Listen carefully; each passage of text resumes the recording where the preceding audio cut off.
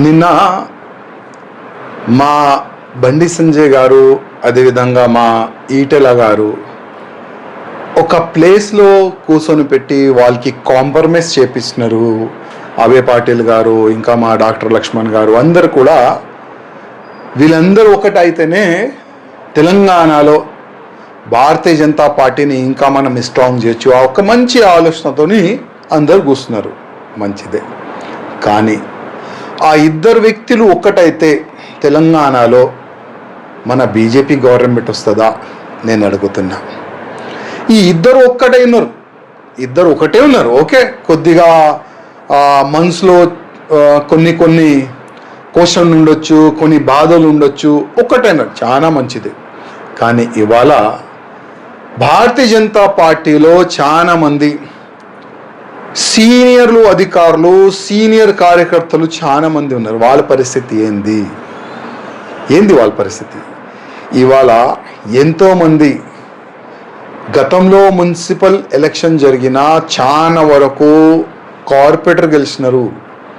అసలు ఆ కార్పొరేటర్ ఎట్లా ఉన్నారు, ఏంది మీ డివిజన్ పరిస్థితి ఏంది, ఎస్ఆర్ ఏ విధంగా జరుగుతుంది చూస్తున్నారా? నో. బూత్ కార్యకర్తల పరిస్థితి ఏంది అడుగుతున్నారా? నో. నెక్స్ట్ మున్సిపల్ ఎలక్షన్ వస్తున్నాయి, 3 మేయర్ అవుతారంట. ఆ 3 స్థానంలో భారతీయ జనతా పార్టీ స్ట్రాంగ్ ఉందా లేదా చూస్తున్నారా? నో. మీడియాలో కానీ మీటింగ్లో కానీ పేపర్లో కానీ మేము చాలా స్ట్రాంగ్ ఉన్నాం, 3 మేయర్ సీట్ గెలుస్తాం అని స్టేట్మెంట్లు అయితే బాగా వస్తున్నాయి. 3 కాదు, ఒక్కటి కూడా కాదు, ఆ ఒక్కటి మేయర్ సీట్లో సగం గెలిచి చూపెట్టండి అంటే ఈ విధంగా పని తీరు చూస్తే నాకైతే కనబడుతుంది.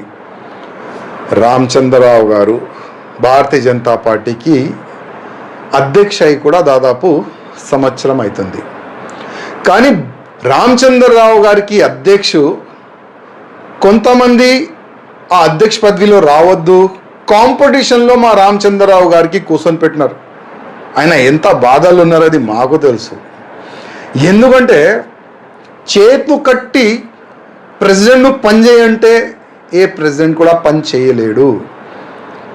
ఒకటే ఒక వ్యక్తి మేము చెప్పినట్టే రామచంద్రరావు గారు పని చేయాలి అని ఆయన పైన ఒత్తిడి చేస్తే రామచంద్రరావు గారు ఎట్లా పనిచేస్తారు? రామచంద్రరావు గారు వచ్చే మున్సిపల్ కార్పొరేషన్ ఎలక్షన్, ఆ కార్పొరేషన్ ఎన్నికల్లో చాలా వరకు సీట్లు గెలిస్తే మీకు పేరు వస్తుంది.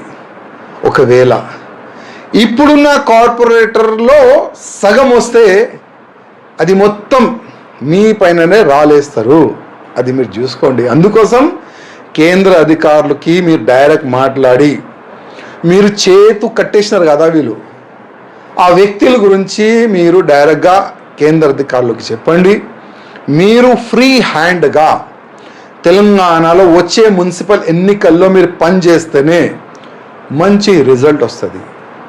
నా ఒక రిక్వెస్ట్ మా రామచంద్రరావు గారికి, అదేవిధంగా మా కేంద్ర అధికారులు కానీ భారతీయ జనతా పార్టీలో పెద్ద నాయకులు కానీ వాళ్ళు కూడా ఒక రిక్వెస్ట్, ఒక వ్యక్తి గురించి ఆలోచన చేయకండి. మాలాంటి చాలా మంది వచ్చినారు, మాలాంటి చాలా మంది గాయబ్ కూడా అయిపోయినారు. హిస్టరీ మనం చూస్తే మాకు ఇష్టం కూడా లేదు, మీ భిక్షం కూడా మాకు అవసరం లేదు.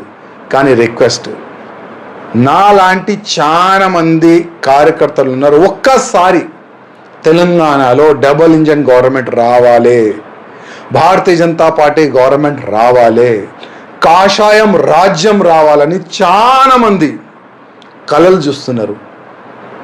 ఆ కలలు ఏ విధంగా మనము కార్యకర్తల ఆలోచనని ఏ విధంగా మనము సక్సెస్ చేస్తాం దాని గురించి మీరు ప్లాన్ చేయండి.